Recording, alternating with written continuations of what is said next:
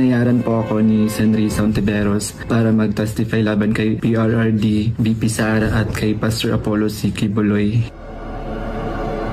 The man just broke his silence, claiming he was paid by Risa Hontiveros to falsely testify against the Dutertes and Quiboloy. Ako po yung witness na nakatakip yung muka, pero ngayon hindi na sapagkat nagsasabi na ako ng totoo.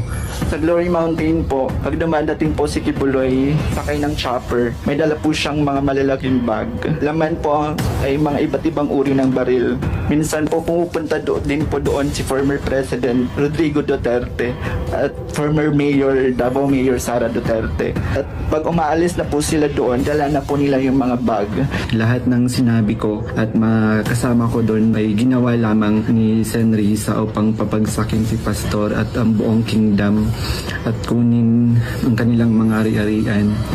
Ngayon po ay hinahanap at tinatawag